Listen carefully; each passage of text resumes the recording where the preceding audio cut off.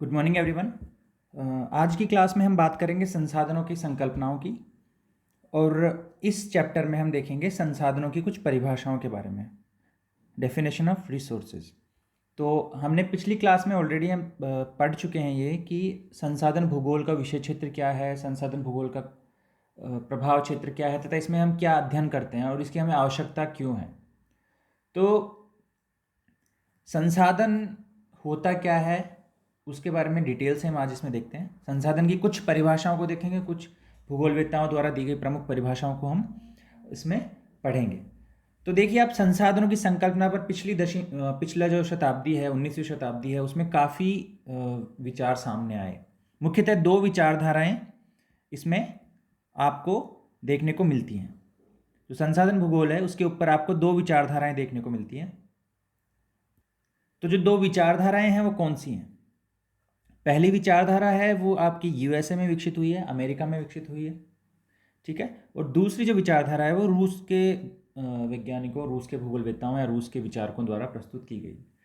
तो जो यूएसए वाली डेफिनेशन है रिसोर्सेज की, जो यूएस के पॉलिटिशियंस, वहाँ का जो इंटेलेक्ट है उन्होंने विकसित की है, वो है पर्याप्तता विषयक, जिसका मेन जो थीम है वो है कि पृथ्वी पर पर्याप्त रिसोर्सेज हैं। और ये विचारधारा आपकी पूंजीवादी विचारों से प्रभावित है। दूसरी जो रूस द्वारा प्रस्तुत है वो है न्यूनता विषयक, अर्थात जो रिसोर्सेज हैं पृथ्वी पर वो आपके न्यून है, ठीक है, वो अबंडेंस में नहीं है, पर्याप्त नहीं है। तो ये है आपकी साम्यवादी विचारधारा से प्रभावित, ठीक है। प्रथम विचारधारा पृथ्वी पर संसाधनों की कोई कमी नहीं मानती। बहुत सारे रिसोर्सेज हैं, बहुत सारे संसाधन हैं, क्योंकि मानव क्या करता है, अपने प्रयासों से और अपनी तकनीकी से नित नए संसाधनों का विकास करता रहता है। तो ये कहती है कि जो संसाधन है वो आपके असीमित हैं, क्योंकि मानव अपने तकनीकी विकास द्वारा नवीन संसाधनों का सृजन करता रहेगा। जो दूसरी विचारधारा है वो पृथ्वी पर संसाधनों की न्यूनता या उनकी समापनीयता, कि वो एक समय पर समाप्त हो जाएंगे यदि हम उनका अच्छे से उपयोग या अनुकूलतम उपयोग नहीं करेंगे। तो जो दूसरा विचार है या रशियन जो विचार है वो क्या करता है, संसाधनों को न्यूनता में या समापनीयता में स्वीकार करता है, ठीक है।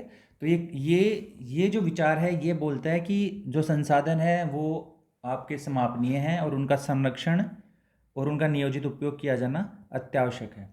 तो जो वर्तमान में प्रचलित सतत विकास की अवधारणा है वो बेसिकली ये न्यूनता और समापनीयता के विचार पर ही आधारित है।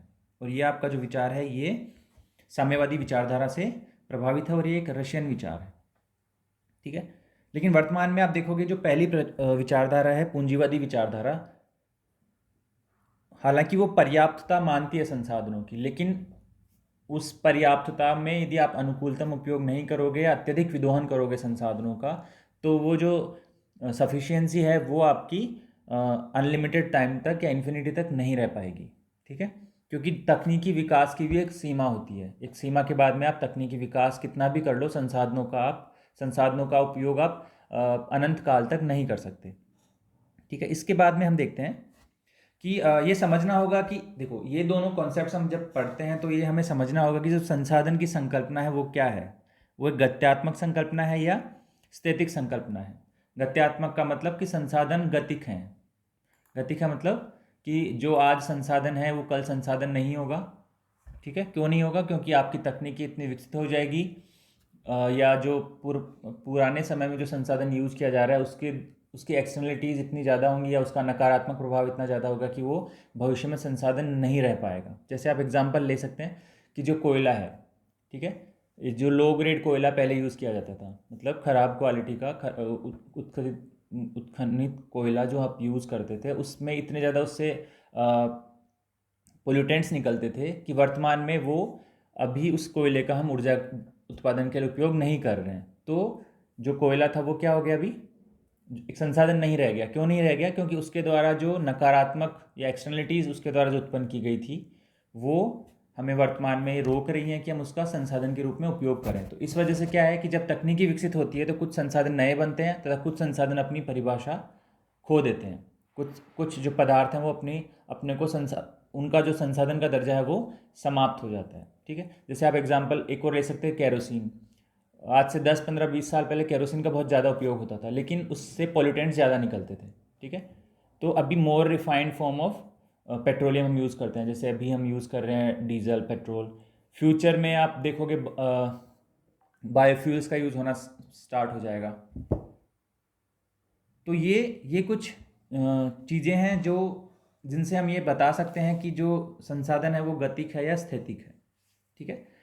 तो इसमें आप देखिए कि हमें समझना बहुत आवश्यक है कि संसाधन की संकल्पना एक गतिक संकल्पना है या एक स्थैतिक संकल्पना। तो मानव अपने प्रयास और तकनीकी से प्रकृति के पदार्थों को उपयोगिता और उसका कार्यात्मक गुण प्रदान करता है। मानव क्या करता है? तकनीकी द्वारा जो पदार्थ हैं उनकी उपयोगिता और उनकी कार्यात्मकता उनको प्रदान करता है। तकनीकी के माध्यम से वह किसी पदार्थ को उपयोगी बनाता है या उसको कार्यात्मक बनाता है, और इसी प्रकार से वो क्या बनता है? संसाधन बनता है, ठीक है। तो इसके वजह से हम कह सकते हैं कि तकनीकी वो चीज़ है, तकनीकी वो टूल है जिसके माध्यम से संसाधन गतिशील है या गत्यात्मक है, अर्थात संसाधन स्थैतिक नहीं है, ठीक है। अब दूसरी बात है, संरक्षण करें या दोहन करें। तो संसाधनों का दोहन और संरक्षण परस्पर पूरक है, ठीक है। अब संसाधनों का संरक्षण करना क्यों आवश्यक है? संसाधनों की सीमितता, संसाधनों की विरलता, उनकी अनुपलब्धता, उनमें मूल्य वृद्धि आदि अनेक ऐसे कारण हैं जिनके वजह से हमें संसाधनों का संरक्षण करना आवश्यक होगा। जैसे सीमितता, यदि संसाधन सीमित हैं तो यदि हम उनको जल्दी से उपभोग कर लेंगे या उनका अविवेकशील उपभोग करेंगे तो संसाधन समाप्त हो जाएंगे। विरलता, कुछ संसाधन बहुत कम मात्रा में पाए जाते हैं, ठीक है, या बहुत उनका जो स्पेशल जिस एरिया में पाए जाते हैं वो कुछ विशेष क्षेत्रों में ही पाए जाते हैं, विरल हैं वो। तो इस वजह से भी अन्य क्षेत्रों को भी उनकी आवश्यकता होती है। तो जो वहाँ जहाँ पर ये संसाधन पाए जा रहे हैं वहाँ उस क्षेत्र के लोगों को भी, ऑल्दो वहाँ पर संसाधन चाहे ज़्यादा होंगे, लेकिन अन्य क्षेत्रों के लोगों को भी चूँकि वहीं से संसाधन लेने हैं तो उनका सीमित उपयोग आपको करना आवश्यक है। मूल्य वृद्धि, यदि संसाधन कम होंगे और उनकी डिमांड ज़्यादा होगी तो ऑब्वियसली जो संसाधन है उनकी मूल्य वृद्धि होगी, मूल्य में उनमें वृद्धि होना प्रारंभ हो जाएगी, ठीक है। तो ये कुछ कारण हैं जिनकी वजह से हमें संसाधनों का संरक्षण करना आवश्यक है। अब यहाँ ये भी समझना होगा कि क्या संसाधनों का उपयोग करना, नहीं उपयोग करेंगे तो उसको संरक्षण कहेंगे? सपोज करो हमारे पास संसाधन है लेकिन हम उनका शून्य उपयोग कर रहे हैं, उनका उपयोग ही नहीं कर रहे हैं, तो वो संसाधन कहलाएंगे? तो डेफिनेटली नहीं कहेंगे। यदि हम उनका मानव अपने उपयोगिता के लिए उपयोग नहीं कर रहा है, मानव के जीवन में उनका कोई उपयोग नहीं है या कुछ उनका कोई भी उपयोग नहीं है, तो हम उनको संसाधन नहीं कहेंगे। तो संसाधनों का उपयोग तो किया ही जाना चाहिए, ठीक है। तो उनका जो अनुपयोग अप्रयोग, ठीक है, उनका अप्रयोग संरक्षण नहीं है। संसाधनों का विवेकपूर्ण व संतुलित उपयोग ही संरक्षण है, ठीक है, ना कि संसाधनों का अप्रयोग। और संसाधनों की गुणवत्ता में उन्नयन संरक्षण की मूल भावना है। दूसरा बात कि संसाधनों की गुणवत्ता भी प्रभावित नहीं होनी चाहिए। हम जैसे उसको उपयोग कर रहे हैं वो उपयोग ऐसे किया जाना चाहिए कि उनकी गुणवत्ता प्रभावित ना हो, ठीक है। तो उपयोग ही संरक्षण है, क्योंकि यदि आप उपयोग ही नहीं करोगे, उसको अप्रयोग ये होगा तो वो संसाधन नहीं कहलाएगा। आप उपयोग करिए लेकिन ऐसे उपयोग करिए कि वो भविष्य में भी संसाधन बना रह सके, ठीक है। संरक्षण का अर्थ बिल्कुल संकीर्ण नहीं है। संरक्षण एक व्यापक शब्द है। संरक्षण की परिभाषा हम बाद में देखेंगे। संरक्षण में आप आकलन, मूल्यांकन, सूचीकरण, उसका वैज्ञानिक दोहन, उसका संतुलित उपयोग और संदृढ़ विकास या सतत विकास या जिसको सस्टेनेबल डेवलपमेंट बोलते हैं, ये संसाधन संरक्षण के मूलाधार हैं, ठीक है। ये कुछ स्टेप्स हैं जो हमें संसाधन संरक्षण करने के लिए आवश्यक होते हैं, ठीक है। अब संसाधनों का वर्गीकरण कैसे किया जाए, ये ऑल्दो हम बाद की क्लासेस में देखेंगे, लेकिन अब देखो संसाधनों के वर्गीकरण करने के बहुत सारे आधार हो सकते हैं। उनकी प्रकृति, कि वो भौतिक संसाधन है, जैविक संसाधन है या मानवीय संसाधन है, ठीक है, या कल्चरल संसाधन है, सांस्कृतिक संसाधन है। तो उसकी प्रकृति के आधार पर हम उसको वर्गीकृत कर सकते हैं। उसकी उपलब्धता के आधार पर हम उसको उपलब्ध कह सकते हैं, ठीक है, कि सब जगह उपलब्ध है या केवल कुछ विशिष्ट क्षेत्रों में उपलब्ध है, ठीक है, सर्वव्यापी है या कहीं विशिष्ट क्षेत्रों में उपलब्ध है। इसके बाद में उनका वितरण, डिस्ट्रीब्यूशन के आधार पर हम कह सकते हैं, एवं उनकी बारंबारता, कितने जल्दी वो रिन्यूएबल होते हैं उसके आधार पर हम कह सकते हैं। प्रयोग उनका कर सकते हैं किस आधार पर, नवीकरणीय है या अनवीकरणीय है। स्वामित्व, सरकार के पास स्वामित्व है, ठीक है, आपके, या फिर उनका किसी व्यक्तिगत उसमें उनका वो है, कंट्रोल है। तो स्वामित्व के आधार पर भी हम उसको परिभाषित या वर्गीकृत कर सकते हैं। तो अभी हम कुछ संसाधन की संकल्पना में जो रिसोर्स का कंसेप्ट है उसमें उसकी परिभाषा को देखते हैं। तो देखो, शब्दों के आधार पर आप देखोगे तो रिसोर्स जो शब्द है इंग्लिश का रिसोर्स, RESOURCE, रिसोर्स से बना है। ये दो शब्दों से मिलकर बना है आपका, री और source, RE plus source, SOURCE। तो री का जो मतलब है, री का मतलब है रिपीटिशन या बार बार या दीर्घावधि, मतलब लंबे टाइम तक जो चले वो, या उसका रिपीटिशन। और जो सोर्स का मतलब है, मतलब हिंदी में कहेंगे उसको हम साधन। तो इस प्रकार संसाधन वो स्रोत हैं जिन पर मानव समाज दीर्घावधि तक निर्भर रहता है। तो शाब्दिक अर्थ में आप देखोगे तो रिसोर्स का मतलब है कि ये वे स्रोत हैं जिन पर मानवीय समाज बहुत लंबे समय तक निर्भर रहता है, ठीक है। अब कुछ परिभाषाएं देख लेते हैं। एनसाइक्लोपीडिया ऑफ सोशल साइंसेज बोलती है कि मानवीय संसाधन जो है पर्यावरण के वे पहलू हैं। सबसे पहली बात कि ये पर्यावरण से निर्मित है, मतलब ये पर्यावरण द्वारा सृजित किए गए हैं। मानवीय संसाधन पर्यावरण के वे पहलू हैं जिनके द्वारा मनुष्य की आवश्यकताओं की पूर्ति में सुविधा, और दूसरा है सामाजिक उद्देश्यों की पूर्ति होती है। इनके द्वारा सुविधा प्रदान की जाती है, और दूसरा ये कुछ सामाजिक उद्देश्यों को पूरा करते हैं। तो ये आपकी समाज विज्ञान कोश की परिभाषा है। इंग्लिश में सेम परिभाषा पर मैं आपको बोल देता हूँ। Resources are those aspects of man's environment which facilitate the satisfaction of human wants and the attainment of social objectives, ठीक है। मतलब ये सेटिस्फाई करते हैं मानवीय आवश्यकताओं को, और दूसरा अटेन करते हैं सोशल ऑब्जेक्टिव्स को, कुछ सामाजिक उद्देश्यों को पूरा करते हैं, और मानव की जो आवश्यकताएं हैं उनको सेटिस्फाई करते हैं, ठीक है। तो ये आपका दो इसमें चीज़ हैं, सुविधा प्रदाता है और ये सामाजिक उद्देश्यों को पूरा करते हैं। नेक्स्ट स्लाइड देखते हैं। सबसे फेमस जो कोट है कि संसाधन होते नहीं हैं वो बनते हैं, resources are not they become, ये जिमरमैन का है। जिमरमैन का क्लासिफिकेशन हम डिटेल में पढ़ेंगे। ये एक परिभाषा और संसाधनों की जिमरमैन ने दी है।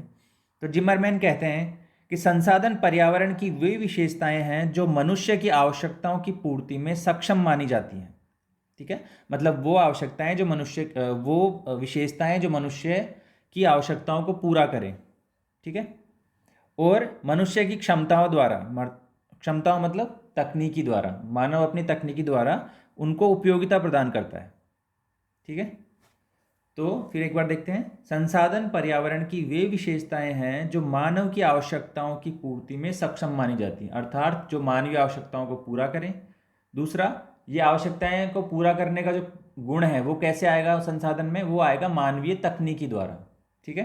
तो ये दो, इसमें भी दो कंटेंट हैं। Resources are features of the environment which are considered to be capable of serving man's need, तो मानवीय आवश्यकताएं। दूसरा, they are given utility by the capabilities and wants of man. तो ये आपकी हो गई जिमरमैन द्वारा दी गई परिभाषा। इसके बाद में मैकनॉल हैं, उन्होंने कहा है कि प्राकृतिक संसाधन वे संसाधन हैं जो प्रकृति द्वारा प्रदान किए जाते हैं और मानव के लिए उपयोगी होते हैं। तो आप सभी परिभाषाओं को देखोगे उसमें उपयोगिता एक मेन कंसर्न है, ठीक है। उसमें यूटिलिटी है, मतलब कोई भी संसाधन तभी संसाधन कहलाया जाएगा जब उसके द्वारा कोई उपयोगिता प्रदान की जा रही है, ठीक है, ठीक है। मतलब उसके द्वारा कोई यूटिलिटी ऑफर की जा रही है। यदि उसके द्वारा कोई यूटिलिटी ऑफर नहीं की जा रही है तो वो एक संसाधन की श्रेणी में नहीं आएगा। Natural resources may be defined as those resources which are provided by nature and which are useful to man, मतलब वो मानव के लिए उपयोगी होना आवश्यक ही है। उसके बाद में स्मिथ एंड फिलिप्स बोलते हैं कि मौलिक रूप से संसाधन वातावरण की वे प्रक्रियाएं हैं जो मानव के उपयोग में आती हैं। मतलब मानव जो भी वातावरण से अपने उपयोग के लिए चीज़ें लेता है वो आपके संसाधन है, वो एक स्वप्रेरण है, इसमें स्वप्रेरित परिभाषा है। मतलब मानव को जब भी कुछ ऐसी चीज़ लग रही है जो वो अपने पर्यावरण से ग्रहण कर रहा है, ठीक है, और वो उसको कुछ यूटिलिटी दे रही है, तो उसको क्या कहेंगे? संसाधन कहेंगे। Fundamentally resources are merely environment functioning in the service of man. तो इसमें पर्यावरण फंक्शनिंग की, एनवायरमेंटल फंक्शनिंग की बात करते हैं, वो फंक्शनिंग जिससे मानव को फायदा या लाभ पहुंचता है। लास्ट डेफिनेशन देखते हैं हम इसमें संसाधन में, जेम्स फिशर की है। जेम्स फिशर बोलते हैं कि संसाधन वह कोई भी वस्तु है जो मानवीय आवश्यकताओं और इच्छाओं को पूरा करती है। ठीक है, सेम डेफिनेशन, सेम कंटेंट है जो ऑलरेडी हम पहले पढ़ चुके हैं। तो फिशर की परिभाषा भी महत्वपूर्ण है। ये बोलते हैं कि resources are anything that can be use to satisfy a need और डिज़ायर। इसमें आप जोड़ सकते हो ऑफ मैन। ठीक है, तो ये कुछ परिभाषाएं हैं जो संसाधनों की फंक्शनैलिटी को बताती हैं। आगे वाली क्लासेस में हम इन्हीं परिभाषाओं को थोड़ा डिटेल में देखेंगे, कुछ कैरेक्टर्स देखेंगे कि जो ये संसाधन की परिकल्पना है या संकल्पना है वो कैसे एक फंक्शनल संकल्पना है। ठीक है, तो आज के लिए इतनी परिभाषाएं काफ़ी हैं। नेक्स्ट क्लास में हम संसाधनों की संकल्पना पर आगे विचार करें। Thank you very much.